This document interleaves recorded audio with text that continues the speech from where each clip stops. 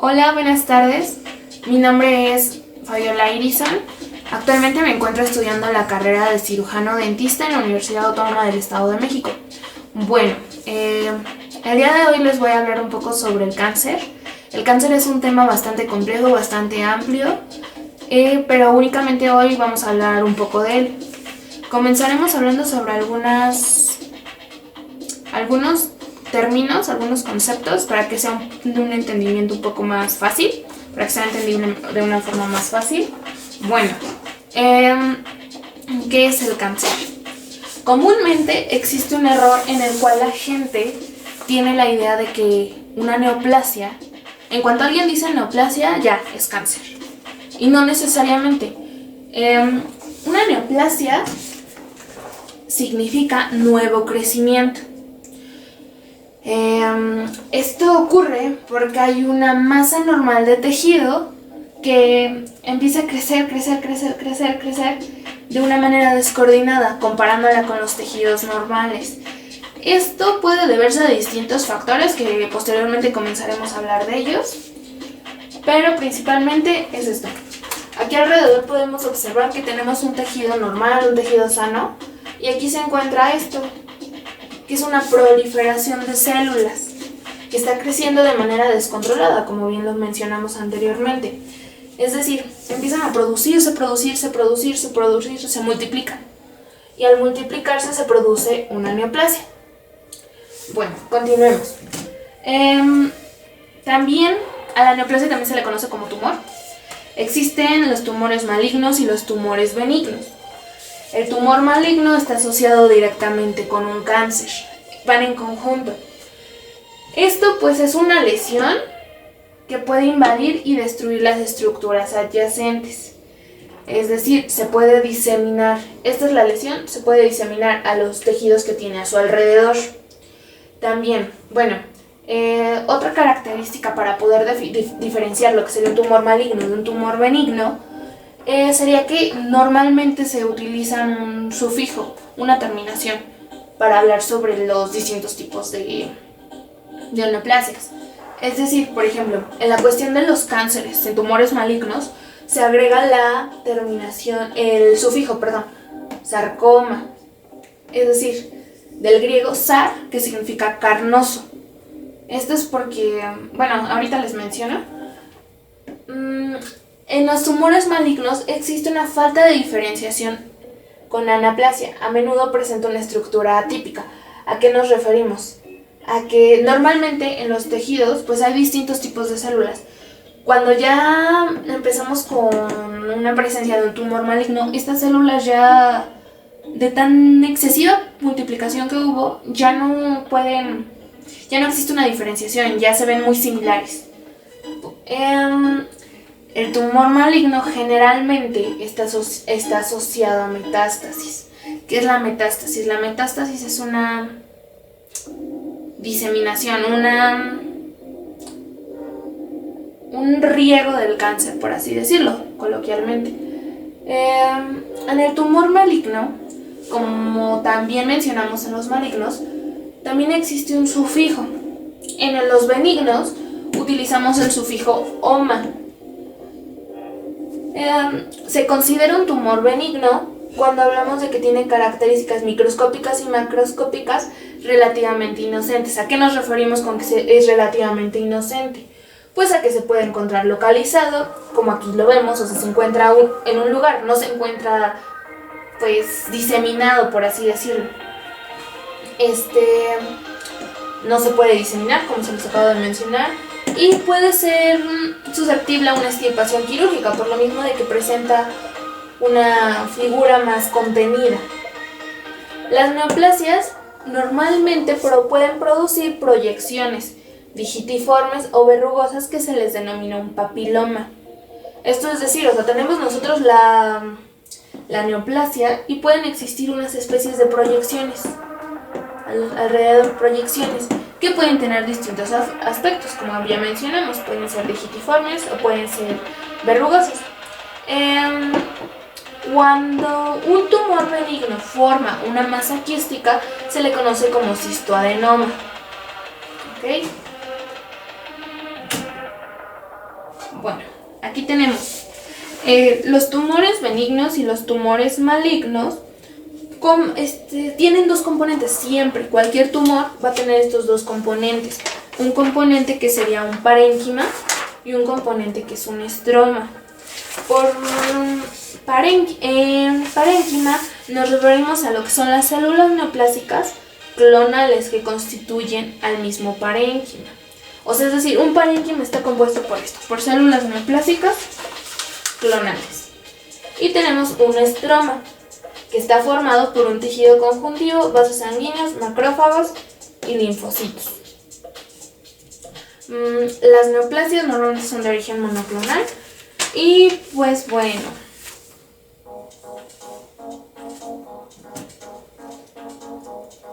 Ok, bueno. ¿Cuál es la etiología de un cáncer? La etiología de un cáncer normalmente se da porque se origina cuando el proceso de división y muerte de las células se encuentra descontrolado. Es decir, hay múltiples factores que ocasionan esto, pero que empiezan a multiplicarse sin tener un límite. O sea, no tienen un momento en el que paran, ya no existe lo que sería una muerte celular. Este proceso descontrolado de la multiplicación de células normalmente se debe a daños que lo conocemos localmente como mutaciones en el código genético, en el ADN, que contienen las instrucciones de las células para programar su ciclo de vida y sus funciones. Bueno, ahorita nos vamos a pasar. Bueno, entonces como les comentaba, vamos a empezar a hablar un poco más de lo que sería la base molecular del cáncer. En esto, pues miren, todo empieza porque nosotros tenemos una célula normal, todo empieza porque nosotros tenemos una célula normal, una célula que se encuentra pues bien y sufre una lesión en el ADN, está sufriendo esta lesión. ¿Esto por qué surge? Surge debido a algunos factores de riesgo, entre los cuales pueden ser sustancias químicas, radiación o virus. Existen dos posibilidades posteriores a la lesión del ADN, que pueda tener una reparación y la reparación sea exitosa. Entonces cuando esto pasa, pues no hay ningún problema, la célula vuelve a su normalidad. Pero también existe otra opción, que la reparación fracase, sea negativa. Al ocurrir esto, pues existe una mutación en el genoma, ¿ok? Al existir la mutación en el genoma, puede ser porque hubo una mutación hereditaria. Bueno, al haber esto, surge una mutación hereditaria, en la cual, como mencionábamos, existen los genes Diana, y aquí entraría una mutación en el gen que influye en la reparación del ADN y el gen que influye en el crecimiento celular de la apoptosis. En el crecimiento celular o la apoptosis. Bueno, después de esto de que ya hubo una mutación en el genoma, va a haber algunas alteraciones. Con alteraciones nos referimos, va a haber una activación de los protooncogenes, va a haber una inactivación de los genes supresores tumorales y va a haber una alteración en los genes que regulan la apoptosis. Es decir, como mencionamos, el cáncer pues es eso, una proliferación celular descontrolada. Al haber estas acciones, nos está dando, al haber una alteración en los genes que regulan la apoptosis, nos está diciendo que hay una pérdida en la apoptosis. No hay una muerte celular programada. Esto de acuerdo a estos genes. Pero aquí tenemos estos otros dos, los protooncogenes y los genes supresores tumorales. Estos nos van a dar una proliferación celular descontrolada. Es decir, va a haber una multiplicación exagerada de las células y que nos va a ocasionar una expansión clonal. ¿Ok? Al haber una expansión clonal, Por consecuencia, va a haber una progresión tumoral. Al ocurrir esto, para que haya una progresión del tumor necesitamos una angiogenia, es decir, que un tumor siempre va a necesitar de vasos, de arterias, para que lo pueda como alimentar, por así decirlo, para que tenga una inervación correcta, todo eso. También necesitamos, posterior a la progresión tumoral, aquí sí va a haber la neoplasia maligna.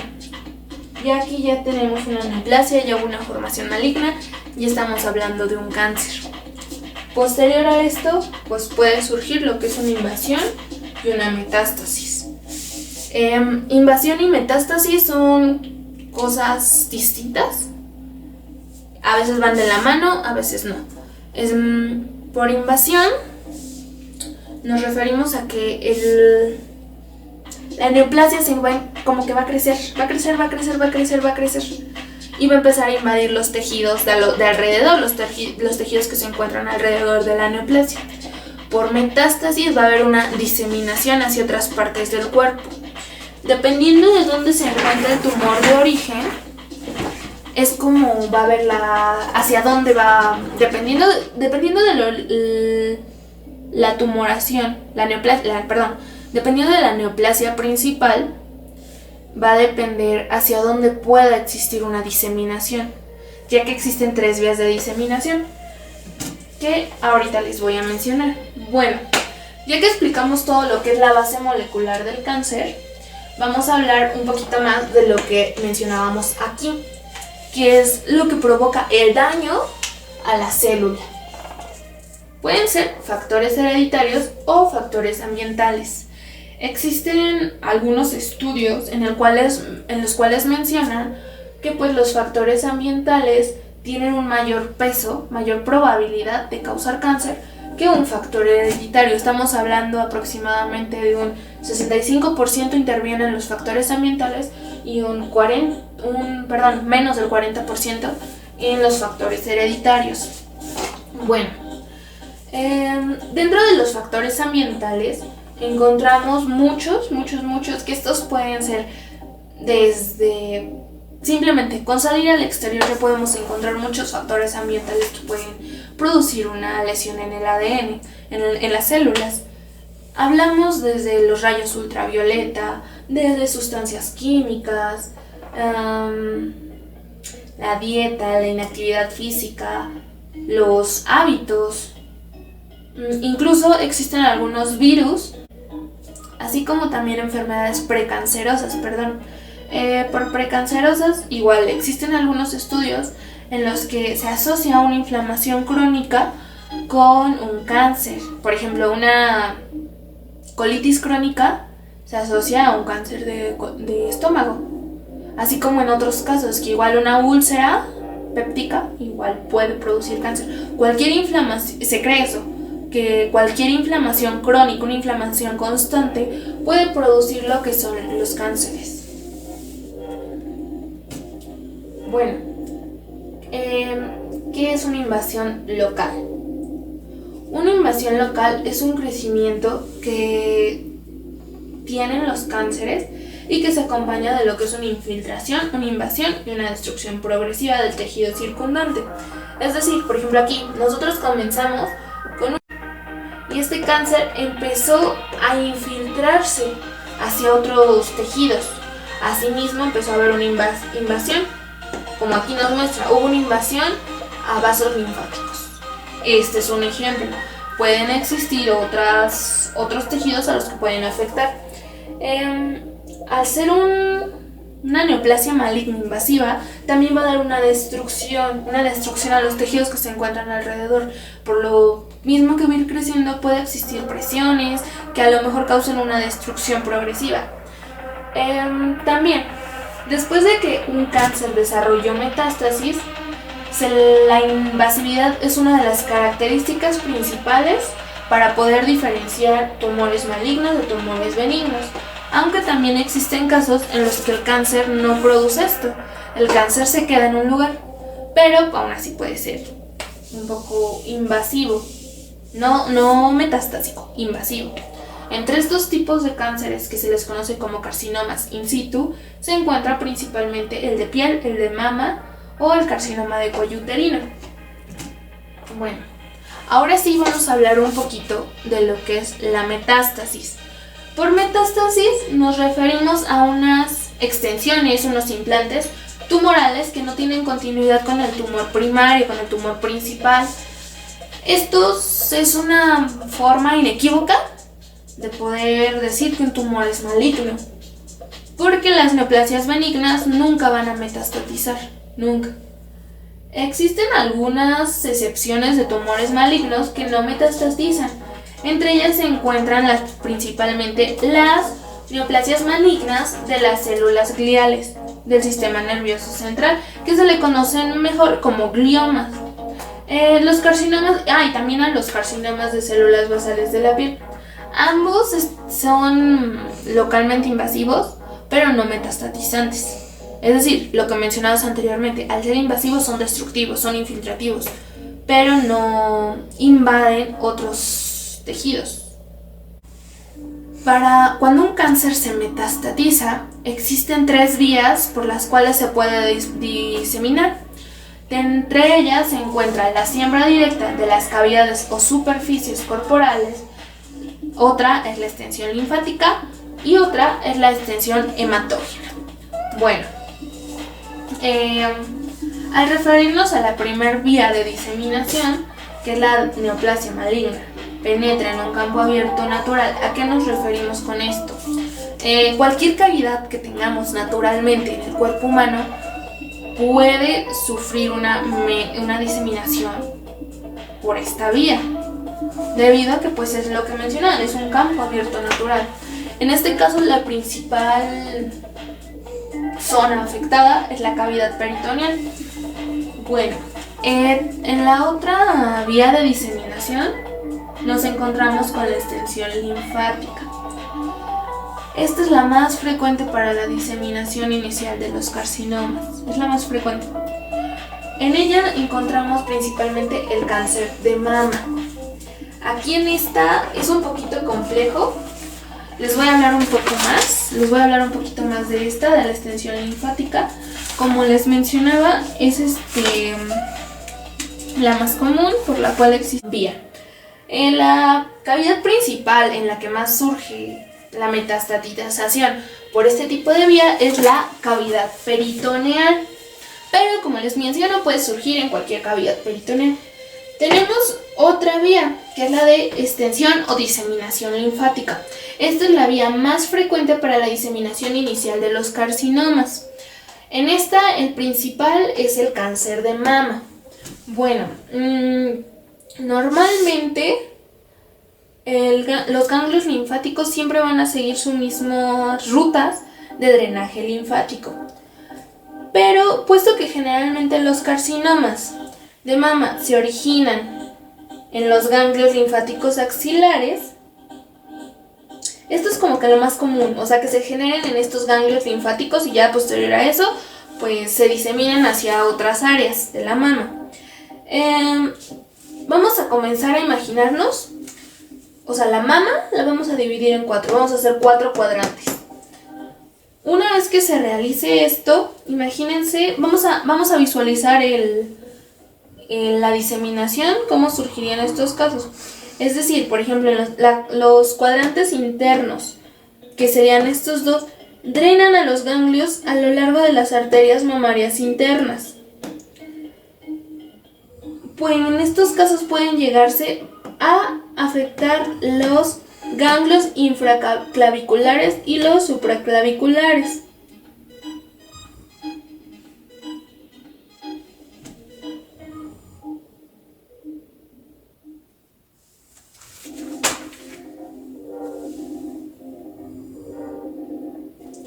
Bueno, en estos casos, cuando estamos hablando de este tipo de vía, para poder evitar una morbilidad quirúrgica asociada con la disección completa de los ganglios linfáticos axilares, es decir, para evitar que haya una eliminación de estos, vamos a empezar a realizar una biopsia del ganglio centinela. ¿Qué es esto? Un ganglio centinela es el primer ganglio que se ve afectado en la presencia de las lesiones metastásicas. Es decir, es el primer ganglio que se encuentra en el colector linfático. Es el primero, que recibe el flujo linfático del tumor. Es decir, por ejemplo, si el tumor lo encontramos aquí, el primer ganglio que se encuentre cercano al tumor, el primero que reciba el colector linfático, es el ganglio centinela, es el que empezaríamos a realizar la biopsia. Bueno, en la otra vía, que es la extensión hematógena, la diseminación arterial puede producirse cuando las células tumorales pasan a través de los lechos capilares pulmonares o derivaciones arteriovenosas. En estos, los más comunes son, donde puede surgir esto, es en el hígado y en los pulmones por la misma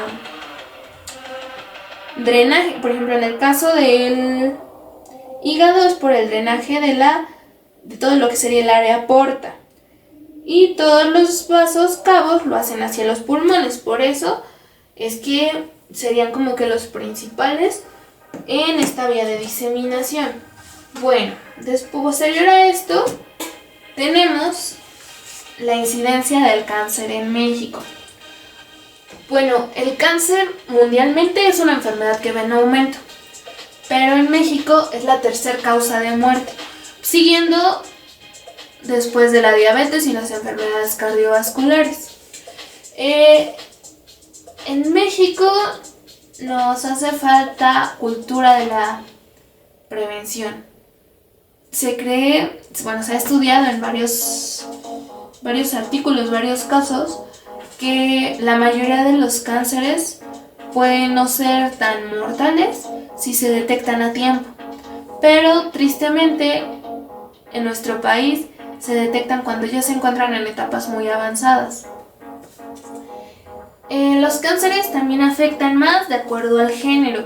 En el caso de los hombres, los cánceres más mortales es el cáncer de próstata, el cáncer de pulmón, el colorectal, el hígado y el gástrico. En este orden, así es el orden en el que afectan. Y en el caso de las mujeres son el de seno, el cervicouterino, el de hígado, el colorectal y el ovario. Igual, en este orden, es el orden de afectación que sufren. Bueno, los cánceres más comunes, no más mortales, o sea, los mortales son los que acabamos de mencionar, sino los más comunes de acuerdo al género son los siguientes. En el caso del género masculino, el principal, el más común, es el cáncer de próstata, siguiéndolo el cáncer colorectal, el cáncer testicular, el cáncer pulmonar y el cáncer gástrico. Son los 5 principales. Igual, este es el orden en el que se presenta primero el de próstata, luego el colorectal y luego el testicular. También tenemos los cánceres más comunes en las mujeres mexicanas, que el principal es el mamario. El mamario es el cáncer más común en México. Siguiéndolo el cáncer de tiroides, el cáncer cervicouterino, el cáncer del cuerpo uterino y el cáncer colorectal. Si podemos observar un cáncer que es común en ambos sexos, en ambos géneros, es el colorectal. Es el cáncer más común en estos géneros. Bueno, vamos a empezar a hablar del cáncer de próstata. En la próstata hay varios tipos de cánceres, pero generalmente el más común, el que más se desarrolla, es a partir de las células glandulares. Las células glandulares, ¿qué son? ¿Qué es lo que hacen? Bueno, estas producen un líquido de la próstata que se agrega al semen. El término médico para un cáncer que comienza en las células glandulares es un adenocarcinoma. Es decir, aquí podemos observar una próstata en un estado normal, en un estado de salud, que no presenta ninguna alteración, los tejidos se ven normales, se ven perfectamente circunscritos. Y aquí estamos viendo un caso ya de un cáncer de próstata. Aquí podemos observar este bulto amarillo, es lo que sería el tumor, que se encuentra, pues no se encuentra metastatizado, pero sí se encuentra invasivo, no está contorneado. Se nota la diferencia cuando ya existe la presencia de un cáncer de próstata. Bueno, ¿cuáles son los signos y síntomas de un cáncer de próstata?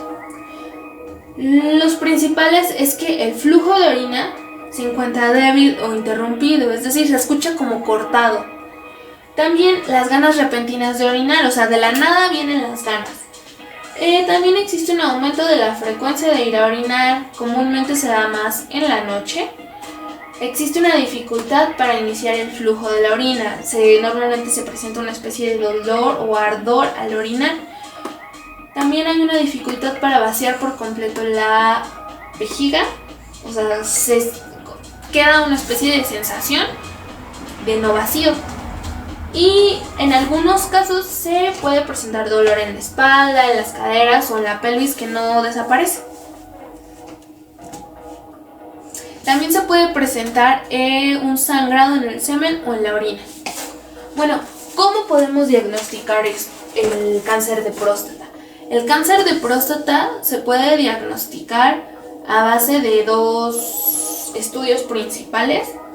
Uno es la prueba del antígeno prostático específico y otro es un examen digital del recto. Existe más uso en el examen digital del recto. Esto lo va a hacer un médico especializado, el cual obviamente con todas las medidas de higiene, guantes, todo, va a introducir su dedo en el recto para así poder palpar lo que es la glándula prostática, para palpar si se encuentra en un estado de normalidad. En caso de que este se encuentre alterado, pues podremos ya tomar distintas acciones de acuerdo a también el grado en el que se encuentra. ¿Cómo se trata el cáncer de próstata? Bueno, igual depende de la situación, pero puede incluir una terapia expectante. ¿Qué es una terapia expectante? Una terapia expectante es cuando solamente se mantiene en vigilación el cáncer, cuando no está provocando daños. Normalmente sucede en hombres ya mayores. Existe también otro tratamiento que sería la cirugía, la radioterapia, la criocirugía o crioterapia, la terapia hormonal, la quimioterapia y el tratamiento con vacunas. Vamos a empezar a hablar un poquito más a fondo de cada uno. Para poder tomar en cuenta cuál sería el tratamiento adecuado para el paciente, nos vamos a basar en la edad y su expectativa de vida. También si presenta alguna otra enfermedad, si toma medicamentos, cualquier otra situación que el paciente presente. También se debe tomar en cuenta la etapa y el grado del avance del cáncer. Las probabilidades de curación del cáncer con cada tipo de tratamiento. Estamos hablando de cuál sería el tratamiento más efectivo de acuerdo a nuestro paciente. Siempre se le debe mencionar al paciente todo, las ventajas, las desventajas, la tasa de éxito que pudiera tener un tratamiento. Bueno, existen diferentes clasificaciones para catalogar al cáncer de próstata, pero una de las principales son las categorías D. Estas son a base de un criterio clínico, es decir, se dividen en son cuatro. La T1 es cuando el médico, al hacer un examen digital rectal, no puede palpar el tumor ni verlo por estudios de imágenes. La T2 es cuando el médico sí lo puede palpar, el cáncer, al hacer el examen digital del recto, y puede ser cualquiera de los dos, lo observa mediante un estudio por imágenes. Pero parece que aún está limitado, aún no es tan grande, aún no ha sido muy invasivo. Otro es T3. Aquí es cuando el cáncer ya comenzó a crecer y empezó a propagarse hacia el exterior de la próstata. Ya no está siendo controlado, ya no está siendo pequeño, por así decirlo, sino ya empezó a estar propagado. Entre ello puede haberse propagado lo que serían las vesículas seminales. Tenemos también lo que es T4. Aquí ya es la categoría más grave, por así decirlo. Aquí el cáncer ya creció hacia los tejidos adyacentes a la próstata y a las vesículas semilares. También como al esfínter uretral, al recto, la vejiga o a la pared de la pelvis. Bueno, Aquí son algunos de los tratamientos. Este tratamiento, que sería la terapia expectante, espera, en observación y vigilancia activa para cáncer de próstata. ¿A qué nos referimos? En este es cuando el cáncer se encuentra en su primera etapa, cuando el cáncer no es tan agresivo. En este el médico únicamente indica una vigilancia continua, una visita continua al médico en el cual se puede asesorar de algunos medios, como son las pruebas de PSA, los exámenes digitales del recto y los ultrasonidos, para saber si el cáncer llega a crecer o si realmente se encuentra controlado sin alteraciones. Bueno, otro es la cirugía. Esta cirugía es común, por así decirlo, en los casos cuando el cáncer se cree que aún no ha sido extendido hacia al exterior de la glándula, sino a los lados. Esto normalmente se da cuando el cáncer se encuentra en etapa 1 o 2. Existen igual varios tipos de cirugías para el cáncer de próstata, pero la principal, la más usada, es la prostatectomía radical. En esta operación el médico se encarga de extirpar toda la glándula prostática. ¿Qué es esto? Esto amarillo. Además de un poquito de tejido que lo rodee. Pero aquí es decir, estamos quitando lo que sería la glándula prostática y las vesículas seminales. Otro tratamiento es la radioterapia. En este se utilizan los rayos de alta energía o partículas para destruir las células cancerosas. La radiación se puede emplear como un tratamiento inicial para tratar el cáncer de bajo grado que aún está dentro de la glándula, que aún no ha crecido, que aún no se ha diseminado, no ha invadido. Si el cáncer no se extirpó por completo o tiene recurrencia, se debe realizar la radioterapia. En el caso de que el cáncer sea avanzado, se puede utilizar para reducir el tamaño del tumor y proporcionar alivio o posibles síntomas presentes y futuros. Bueno, otro tratamiento es la terapia hormonal, también llamada terapia de privación de andrógenos o terapia supresora de andrógenos. En esta, nuestro objetivo principal es reducir los andrógenos. ¿Los andrógenos qué son? Los principales son la testosterona y la dihidrotestosterona.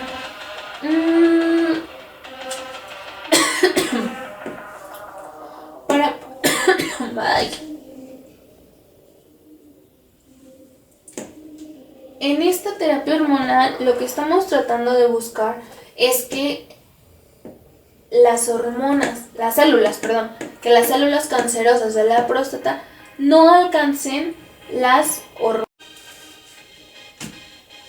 Bueno, otro tratamiento es la quimioterapia, conocido como quimio. En este se utiliza un medicamento contra el cáncer que puede inyectarse en una vena o se puede tomar por vía oral. Estos medicamentos entran al torrente sanguíneo y van por todo el cuerpo, lo cual permite que este tratamiento sea potencialmente útil para aquellos cánceres que ya se han propagado a órganos distantes, es decir, que ya hubo una metástasis. Esto es uno de los principales tratamientos cuando un cáncer ya metastatizó. Otro tratamiento es la vacuna. La vacuna se produce específicamente en cada paciente, no están producidas en gran cantidad. Es decir, ¿aquí cómo se hace? Bueno, al paciente que padece el cáncer se le van a extraer los glóbulos blancos, que son unas células del sistema inmunológico. Este proceso es bastante largo, el paciente va a estar conectado por muchas horas. Y después, una vez que ya fueron extraídos los glóbulos blancos, las células se envían a un laboratorio donde son expuestas a una proteína del cáncer que se le conoce como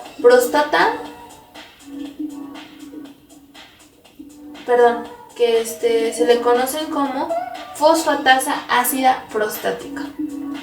Luego estas se envían al consultorio médico u hospital y se le devuelven al paciente mediante una infusión en una vena. Ok, bueno, vamos a hablar de otro cáncer, el cáncer colorectal, el segundo cáncer más común en hombres. Este pues se puede originar en el colon o en el recto.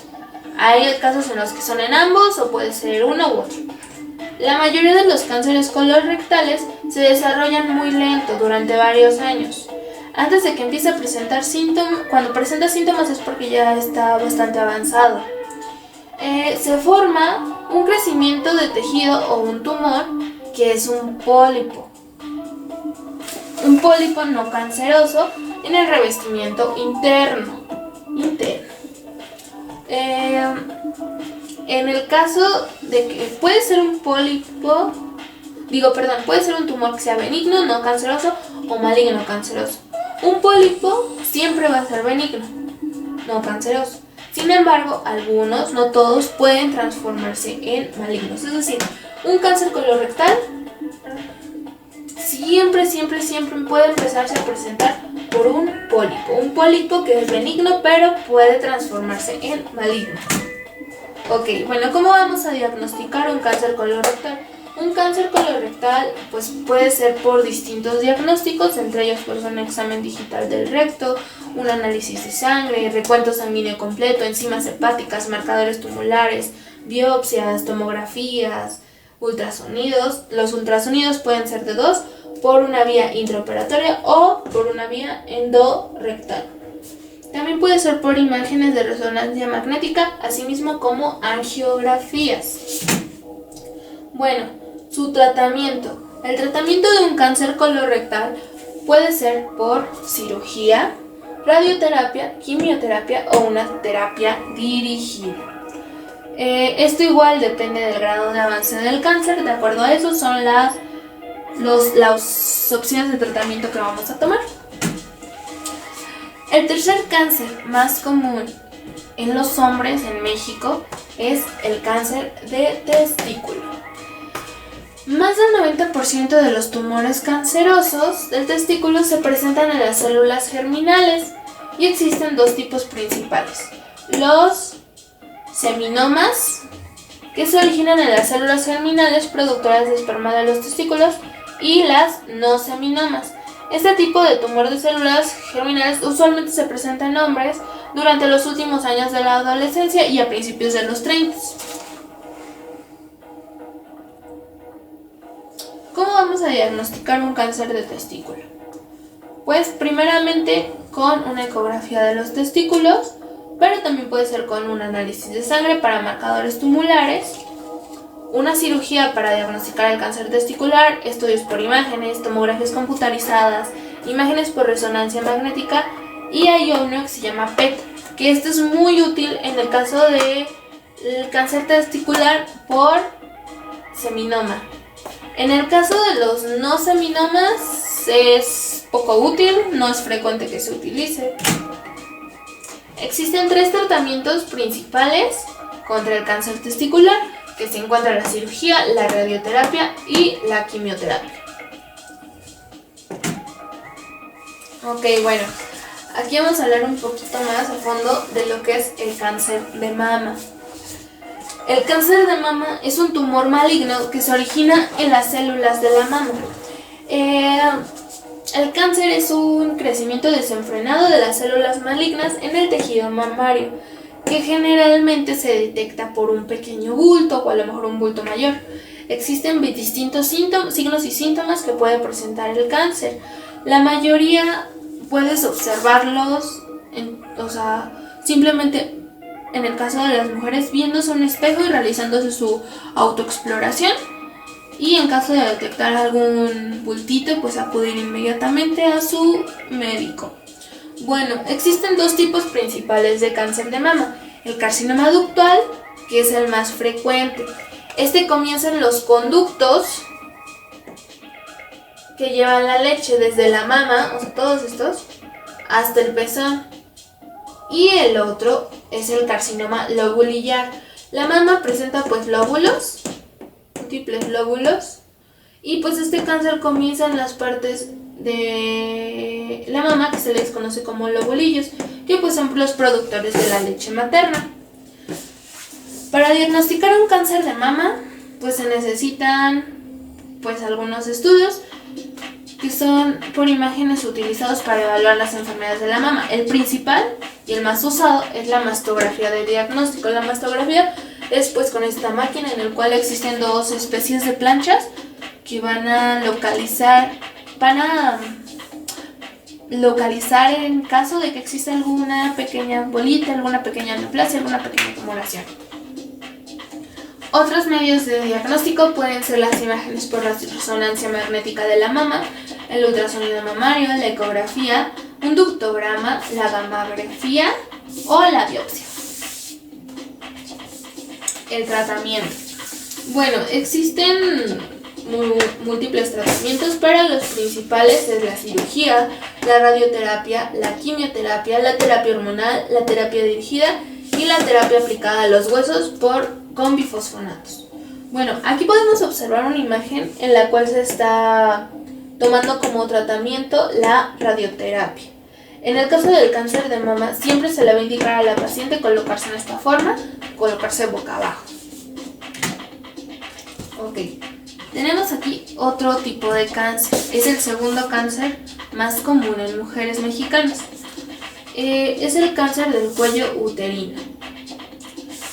Existen dos tipos más comunes de cánceres de cuello uterino, que son el carcinoma de células escamosas y el adenocarcinoma. Bueno, el principal método de diagnóstico para este tipo de cáncer es una prueba de Papa Nicolau. Este puede, en caso de resultar anormal, puede conducir a otro tipo de pruebas, a otro tipo de medios de diagnóstico. Entre ellos pues se encuentra la colposcopía, las biopsias cervicales, las pruebas de diagnóstico para mujeres con cáncer de cuello uterino. En el caso de que una biopsia muestre que hay un cáncer, el médico puede empezar a originar otras pruebas para determinar qué tanto se ha extendido, qué tanto se ha propagado el cáncer. Entre estas encontramos la citoscopía, proctoscopía y examen bajo anestesia, los estudios por imágenes, la radiografía del tórax, tomografía computarizada, imágenes por resonancia magnética, urografía intravenosa y tomografía por emisión de positrones. Bueno, ¿cuáles son los tratamientos para este tipo de cáncer? Los más comunes incluyen una cirugía, una radioterapia, quimioterapia o terapia dirigida. En el caso de que el cáncer aún no se encuentre tan avanzado, que se encuentre en una etapa más temprana, se puede emplear cirugía o radiación combinada con quimioterapia. Para las etapas ya más avanzadas, más graves, se emplea una radiación combinada con quimioterapia como tratamiento principal. Bueno, aquí tenemos el tercer tipo de cáncer más común en México, que es el cáncer de tiroides. Bueno, este está originado en las células de la glándula tiroides. Dependiendo de la célula en la cual se origine, puede distinguirse varios subtipos, destacándose principalmente el papilar y el folicular. El carcinoma papilar suele crecer muy lento y por lo generalmente en un solo lóbulo de la glándula tiroides. Generalmente puede ser solo en uno, pero hay ocasiones en las que puede ser en ambos. A pesar de que crecen lentamente, se pueden propagar a los ganglios linfáticos del cuello. Su vía de diseminación de este cáncer pues es la vía linfática. En cuestión al otro tipo de carcinoma, que es el carcinoma folicular, este es el más común en los países donde las personas no reciben suficientemente yodo en su alimentación. Estos cánceres no es común que se propaguen a ganglios linfáticos, pero sí se pueden propagar a otras partes del cuerpo, tales como los pulmones o los huesos. ¿Cómo podemos diagnosticar el cáncer de tiroides? Bueno, el cáncer de tiroides se puede diagnosticar por medio de una biopsia, por medio de estudios por imágenes, por ecografías, por gammagrafías con rodo radioactivo, por radiografías de tórax, tomografías, resonancias magnéticas, análisis de sangre También por un análisis de las hormonas tiroideas, la T3, T4. También por la hormona de estimulante de tiroides, la tiroglobulina, la calcitonina, así como los antígenos carcinoembrionarios. ¿Cuál es el tratamiento para un cáncer de tiroides? Bueno, las principales opciones es la cirugía, posteriormente sería el tratamiento con yodo radioactivo, la terapia de hormona tiroidea, la radioterapia de rayos externos, la quimioterapia y la terapia dirigida. Bueno.